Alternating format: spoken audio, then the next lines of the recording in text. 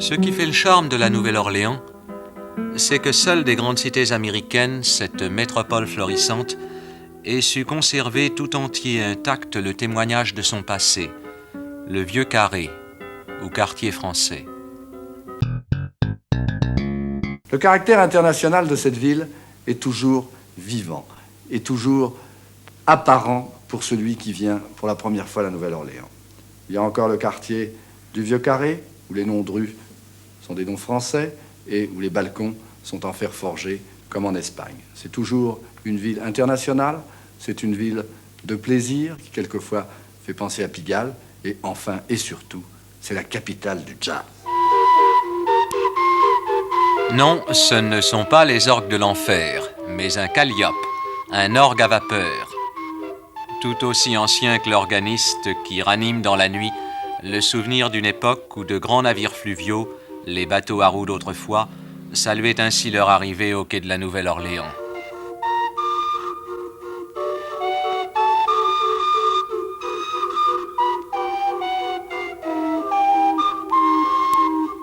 Une ritournelle symbolique, puisque cette ville, tête de pont d'un chemin d'eau prolongé jusqu'au Canada et second port marchand d'Amérique, doit au Mississippi son existence et sa prospérité. Mais pour la Nouvelle-Orléans, le plus beau titre du fleuve est encore de lui avoir amené, au début du XVIIIe siècle, le petit groupe de voyageurs français, ses fondateurs, qui allaient lui conférer son caractère indélébile.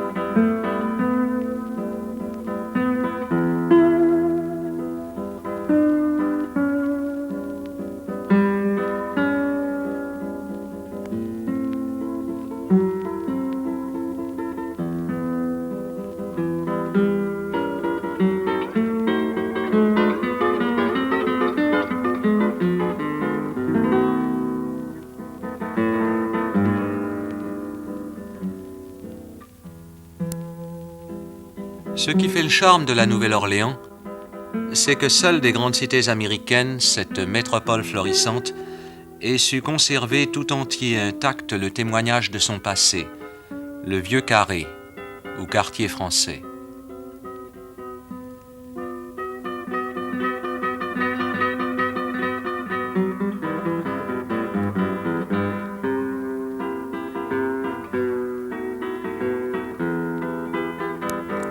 Française, pourtant, cette ville ne l'a été que très peu au cours de son histoire. 45 ans seulement en 2 siècles et demi, puisque fondée en 1718, elle fut cédée à l'Espagne en 1762 et ne fit retour à la France en 1803 que pour être aussitôt vendue aux États-Unis avec tout l'immense territoire de la Louisiane d'alors.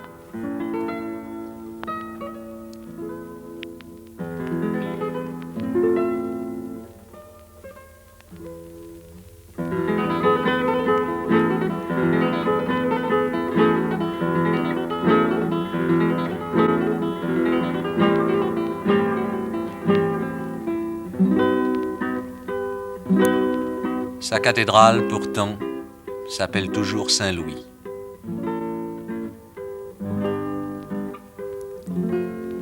Française, espagnole, américaine, qu'importe d'ailleurs l'étiquette, la Nouvelle-Orléans a un visage qui n'appartient qu'à elle. Un visage d'une douceur presque méditerranéenne. Celui d'une ville où l'on prend le temps de vivre, de goûter l'heure qui passe, de flâner, de rêver.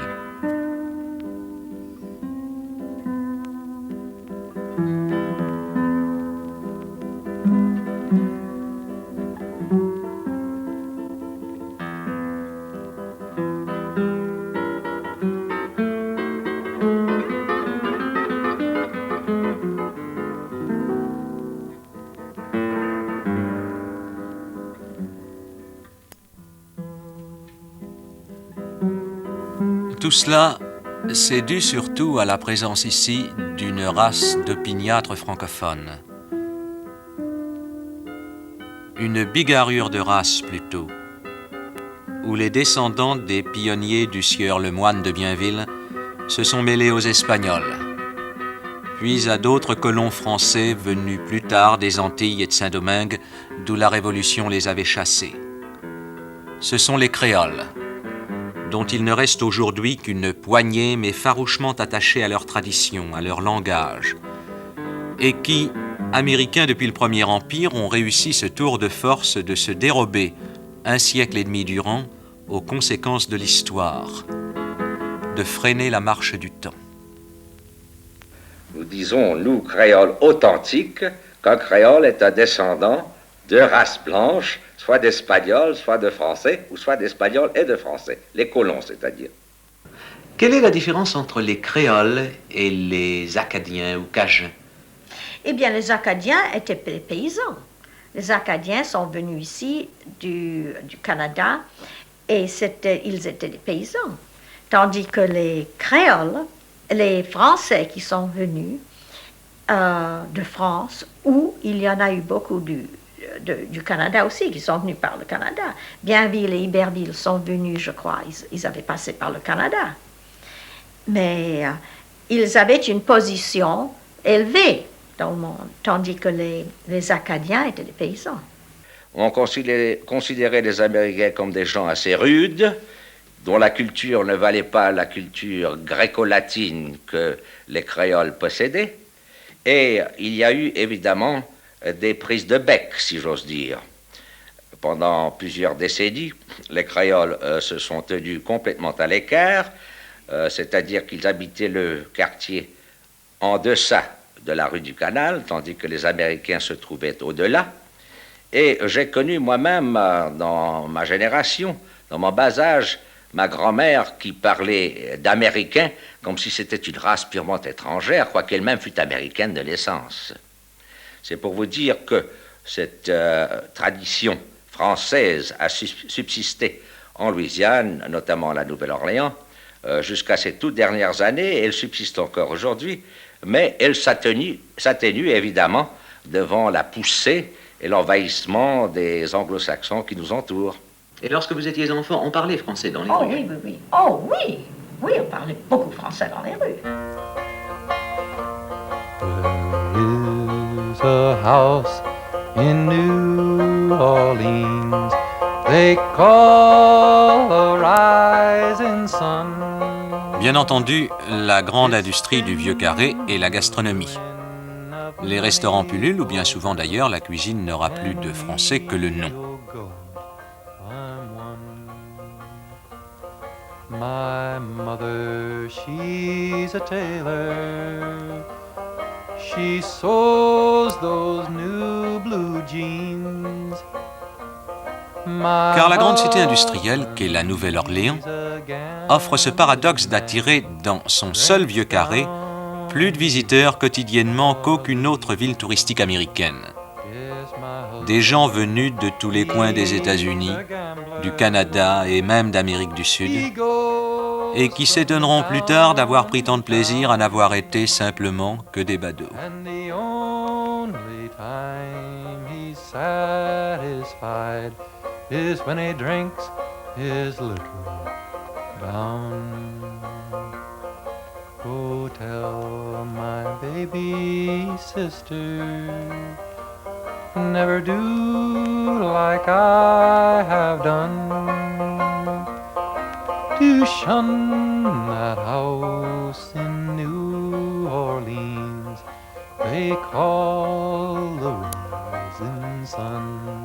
Il serait faux pourtant de croire que la Nouvelle-Orléans, New Orleans pour les anglo-saxons, ne soit que son Vieux Carré. Le quartier n'est en fait qu'une toute petite enclave dans cette belle ville dont l'acteur principal, Canal Street, est tout aussi illuminé la nuit que Broadway. Une ville qui joue, par sa culture et son développement économique, un rôle comparable à celui de New York, de Chicago, de San Francisco sur la côte ouest. À ceci près que New Orleans demeure une ville du Sud. avec des problèmes qui ne se posent pas à ces grandes sœurs du Nord et de l'Est, puisqu'ici, un habitant sur 3 est noir. Encore que ces noirs-là, à l'image des créoles, se réclament d'une tradition, et parfois même, eux aussi, parlent un certain français.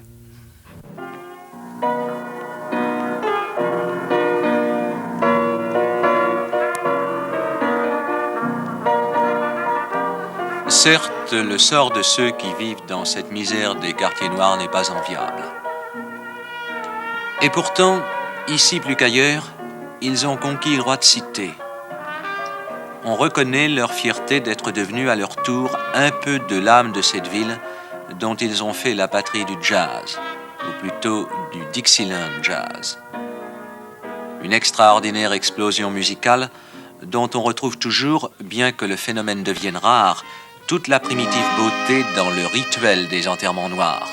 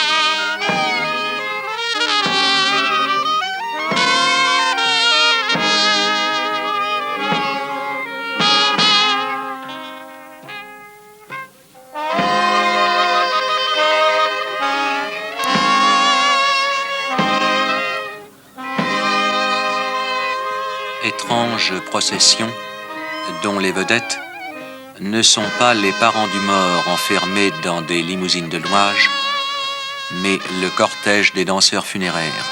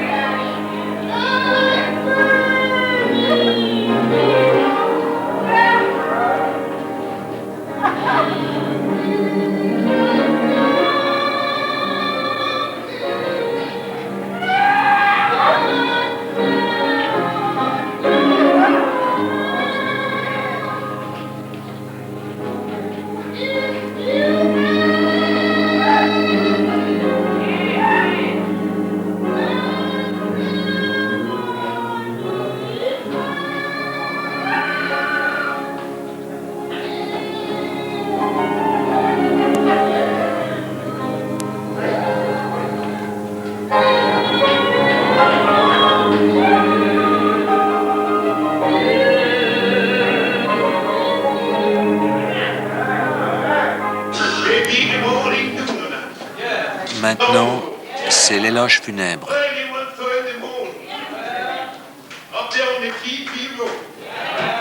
I told Jesus 51 long years ago, if you just free me, I'll serve. 47 years I've been serving. Cet homme était bon. Le Seigneur l'accueillera dans les verts pâturages du ciel. Pourquoi pleurer alors?